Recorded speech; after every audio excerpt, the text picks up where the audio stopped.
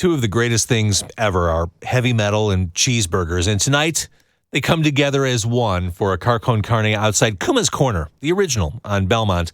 My guest is David Bacso. He is the creative director for Kuma's, and I was able to look at the menu, the burger of the month, before I went to see David because I had my Samsung Galaxy S8 phone in front of me, my phone, which runs on the Boost Mobile network. The monthly fee is ridiculously cheap. I have my whole family on Boost Mobile.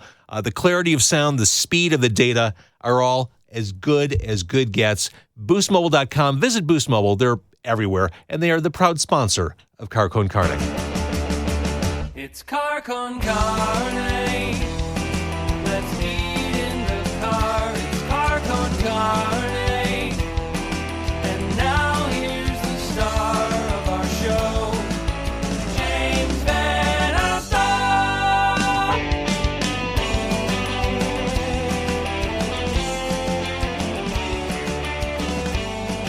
You brought two burgers in the car. We have some burgers here. I kind of gave you some idea of what I wanted, which is to say, I want something that I haven't had before.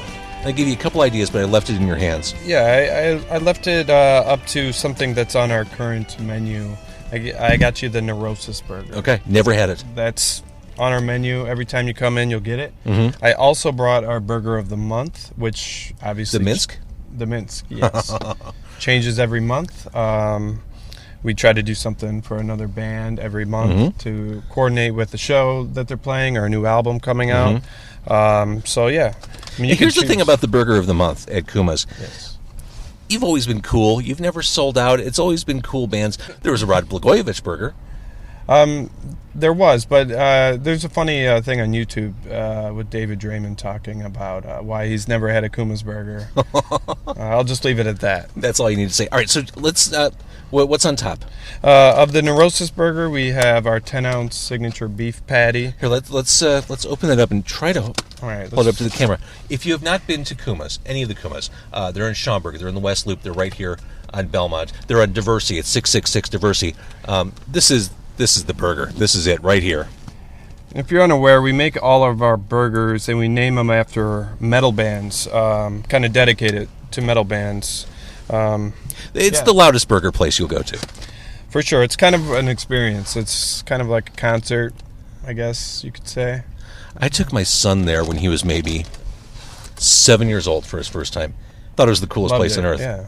I think there were a couple of bare breast pictures on the wall, but it's metal. I mean, it's just human bodies. I think it's been a lot of people's favorite restaurant for a long time. The original location's been open close since to 05, right? Yeah, close to 13 years. Mm-hmm. We've since expanded to 5 locations. You're in Indiana now. There's a Kuma's in Indianapolis. Yeah, and that one is rocking pretty hard right now. They have a lot of steam going behind them, so I'm excited for that. I thought it was a weird thing just because I don't think of metal and, I don't know, coolness in Indianapolis. I mean, I think that's kind of the attraction over there is like there isn't a whole lot to do in that realm, and so we're offering something for that. There's a need. Yeah. That makes total sense. Okay, so show us... That's the Neurosis. And this is the Minsk. And what's in the Minsk? The Minsk has... so this burger we brought back... God, I'm already looking at this. Oh, my God. We originally ran it in 2007, just to kind of show how long we've been doing this. But this has pastrami, sauerkraut, Swiss cheese, brown mustard, which you can't see. So it's almost like a Reuben. It's like a Reuben, correct. And like last month, we did something for Cannibal Corpse. Was a little bit more outside of the box, but I mean, it's Cannibal Corpse. It's kind of what they wanted. Yeah, they've never been in a box. No. So what was the Cannibal Corpse? Well, it had bone marrow butter. Oh, that's right. I remember reading that and thinking I wanted to try it. Fried beer-battered blood sausage. Yes, it did. So it's pretty wild. Some of our burgers are pretty out there, but some of them are, there's something for everybody, I guess. Well, that's what I was going to ask. If I had to guess, I would assume that either the Zeppelin or the Mastodon are the best sellers. Yeah, Zeppelin is up so it's there. most like straightforward. Straightforward, for sure. What I like about my job here is actually working every month. like I said, we do a burger of the month for a different band, and just to work with the band to try to embody them on a burger, like to our best ability. Like, for example, Every Time I Die, I worked with recently, and they were very specific about like what they wanted, which was so awesome.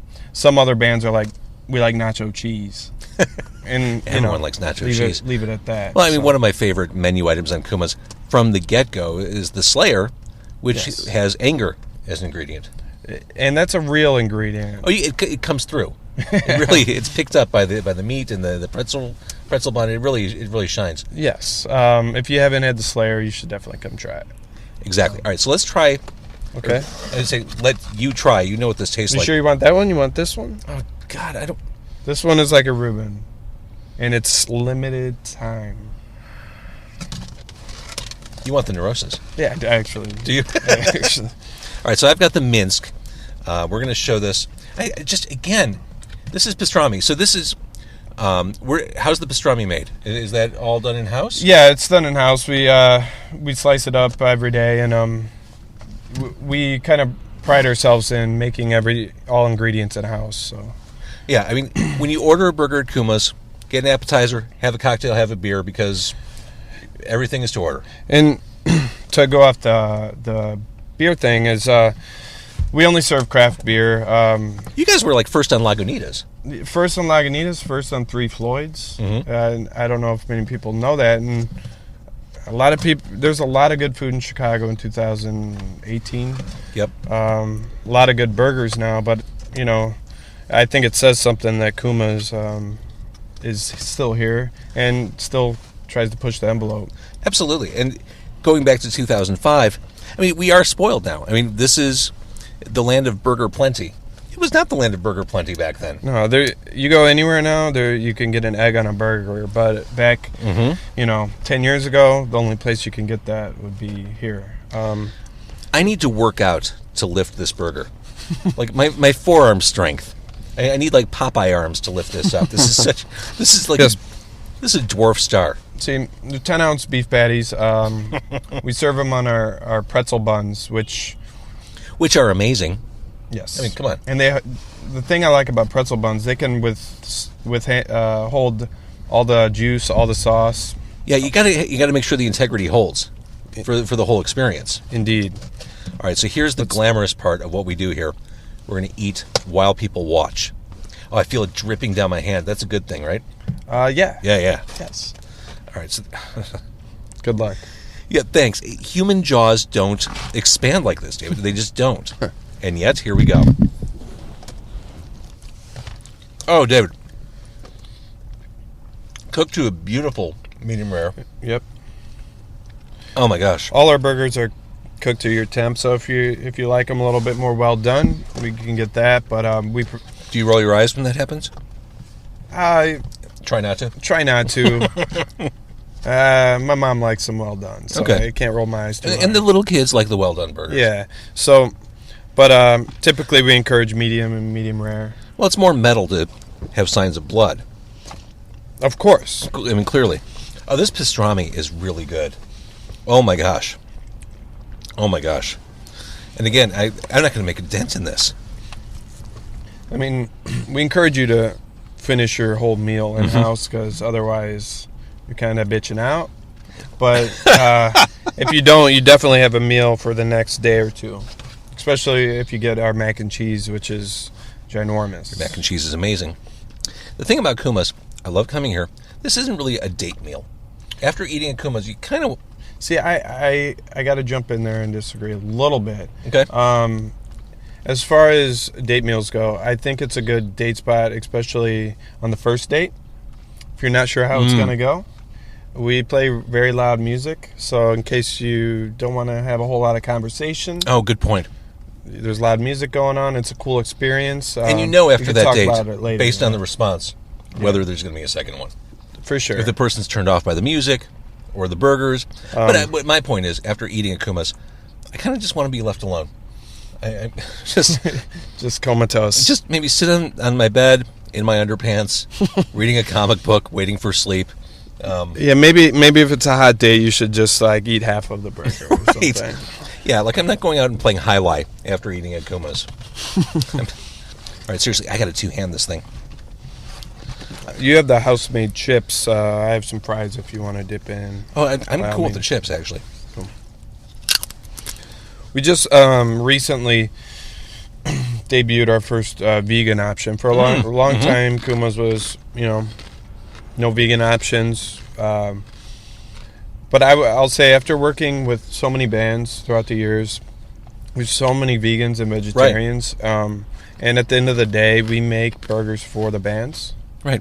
And most veggie burgers suck. So making a good one or having a good one makes a statement. For sure. And I think our Converge vegan burger on the menu is, every day it's one of our top sellers. So I think that says something. Is that right? Yeah. In that short of a time. Yeah. Wow. For sure. Every day it's up there. So. And that's made with the Impossible Burger, which bleeds vegetarian blood. It does. So I guess if Kuma's wanted to do as metal as they can get for a vegan burger, right? Impossible Burger is the way to go. First time I came here, and it's delicious. So. First time I came here, I was. It was a long time ago. It seems like forever ago. I was vegetarian. Things changed. But back then, my friend Paul Natkin, who lives in the area, rock photographer. He does all the photos in Kuma's. Oh, okay. He walked me over. He's like, "There's this new place." It was probably 05, maybe early 06. It's like, you got to check it out. Oh, wow. Walked in. I ate a salad. I felt like the biggest pussy on earth. But I was still resolute. I'm like, no, I'm vegetarian. Not long after I flipped back to being carnivorous, this was one of the stops. And, floodgates were open. Yeah, I hear that often. Do you really? My sister was vegetarian, and she wanted her first burger to be here as well. It kind of ruins you for other burgers, I got to be honest. I mean, I think that's the idea. If you want the best burger you'll ever have, I think you should definitely check out Kuma's. At least check it off your list. And like I said, we've been open 13 years now, so we keep trying to improve and push that envelope. So if you enjoyed it in the past, or maybe you didn't enjoy it in the past, maybe revisit it in 2018. Absolutely. For sure. When you got the Diversity location, did it really matter what neighborhood it was in, or were you just looking for an address that had 666 in it? I think we were looking into Lakeview, but that made sense once that popped up. I will say we just opened in the West Loop, like right across from Publican. Right. And that Kuma's is bringing a totally different vibe to that neighborhood. I bet it is. And it's pretty cool to see. I bet it is. All right, and then you're also in Indianapolis. If you're traveling, maybe was that 70, going down I-70? Yeah, we're in Fountain Square in Indianapolis. I know where that is. Yeah. And Schaumburg in the burbs as well, if you can't make it out to the city. I've been to the Schaumburg location. Yeah. It's like, oh, well, do we go to Chili's or do we go to Kuma's? Well, it's definitely the coolest thing out in Schaumburg. By far. Yeah. By far. I'm slowly working my way through the Minsk. It's so good. You are the creator. What a cool gig for a chef to be the person who helps create and mastermind these burgers. See, originally I wanted to be in a band. I wanted to do that whole life, but I always worked in restaurants. So for me, it is the perfect blend of things, because I get to work with some of my idols, I guess you could say. So yeah, it is pretty cool. And see, that answers my question, or one of my questions. I didn't know if you were just making up these burgers in the spirit of the bands, but you're actually getting on the phone or email with them. And yes, I mean, I'll say not every time it works out that way, because honestly, a lot of times we'll just do something for a band and they'll be super stoked regardless. But if the opportunity is there, I try to reach out and ask them, hey, what do you guys like? What are you into? And go from there. Because I think that's very important to keep the integrity there. I think it's important. Did you work with Ghost? Yeah, I actually made the Ghost Burger. I didn't work personally with them, on it. They were kind of hard to contact during that time. They were kind of blowing up pretty hard. Mm-hmm. But we wanted to support what they're doing. And I love that band. yeah, I remember going to that first Bottom Lounge show. the theatrics are wild. The theatrics are wild. The merch is amazing. Yeah. Sorry, I digress. Go ahead. No, it's all good. But that was the idea. They're like doing cool shit. Mm-hmm. So we wanted to support what they're doing because we kind of, I mean, we take our craft seriously, but we don't really take ourselves, I don't think, too seriously. Which is good advice for life. Yeah, it is. So we did, basically, if you're not familiar with the Ghost Burger, it had a communion wafer and The church was pretty into that, right? yeah, I would say that's one way to put it. There was a protest or two. But we do bring that Ghost Burger back. We try to every year or every other year around Easter. Can you can you buy communion wafers wholesale? Do you go to like Sam's Club for those, or do you make them in house?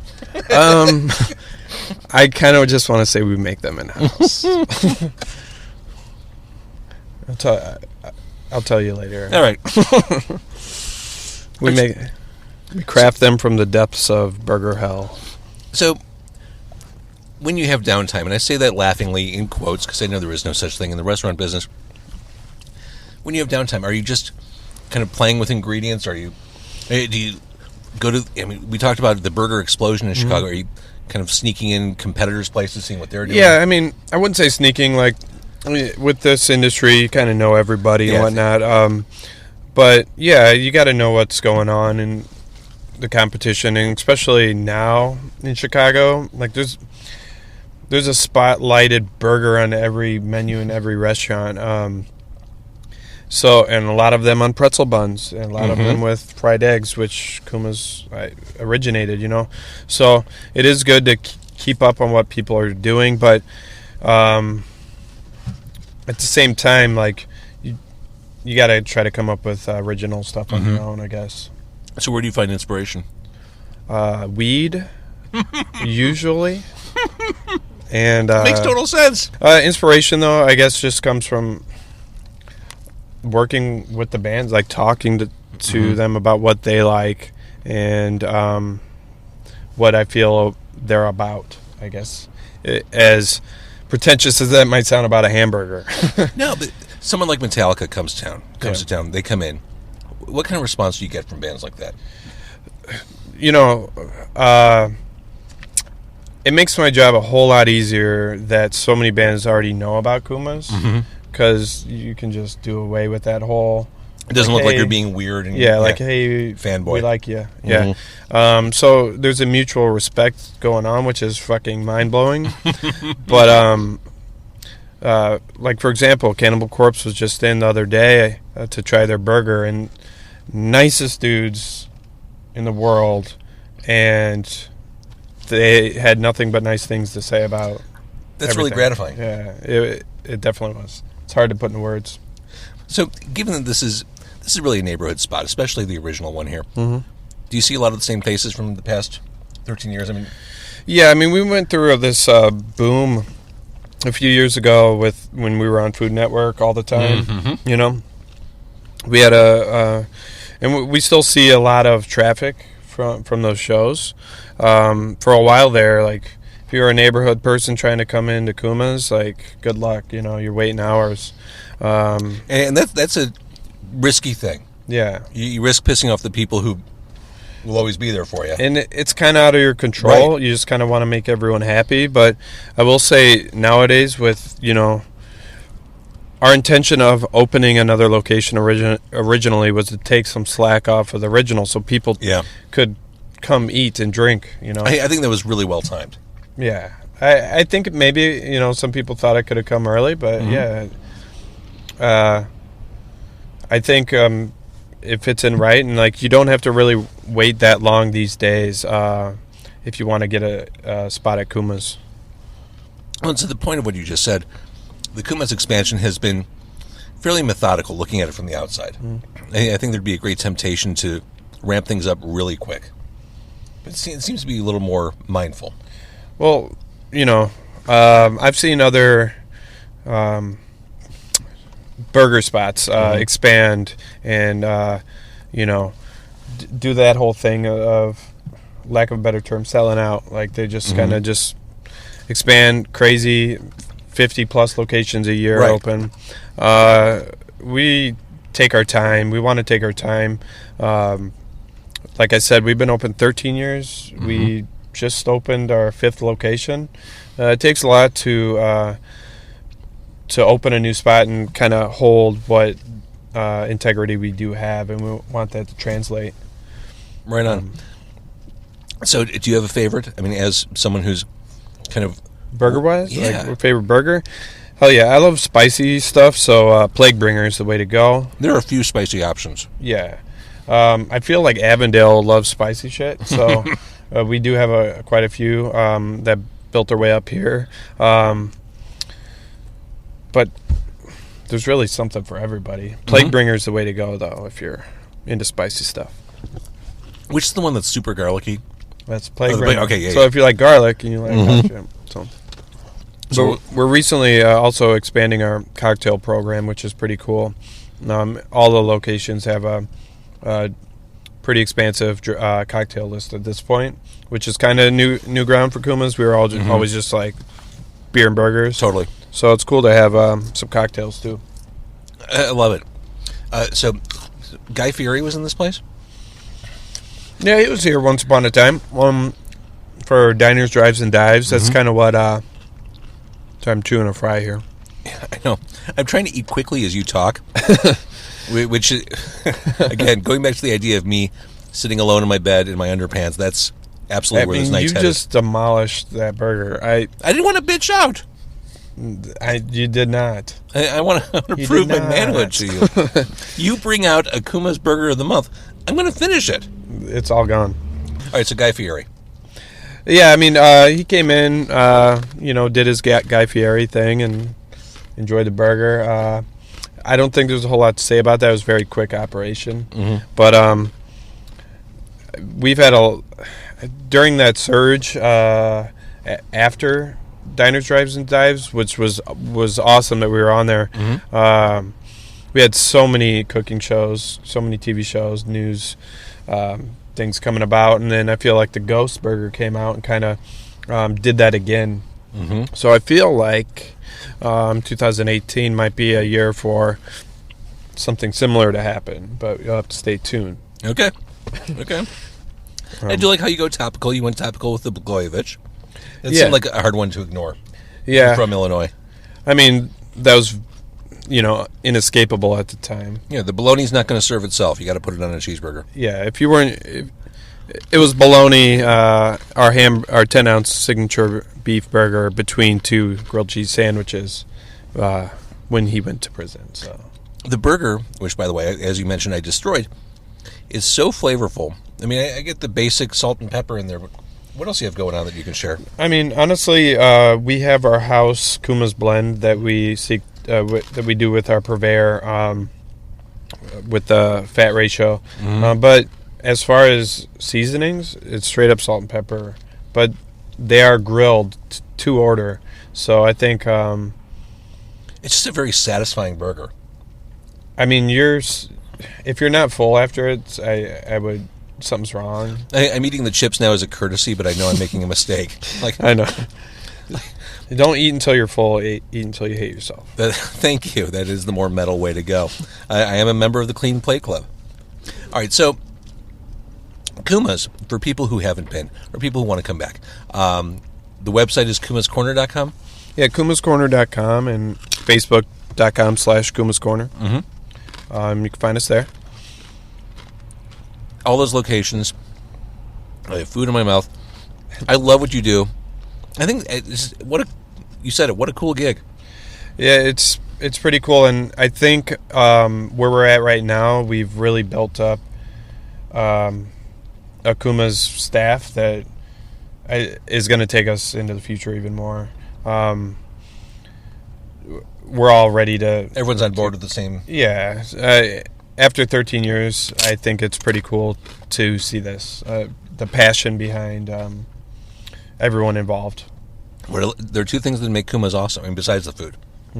That sense of community with the music, and the sense of community with Chicago. I think you fostered them both. Yeah, I mean, thank you. We do pride ourselves in being a Chicago staple. I mean, if you're from Chicago, you should be pretty prideful about that, I guess. I don't know. Right on.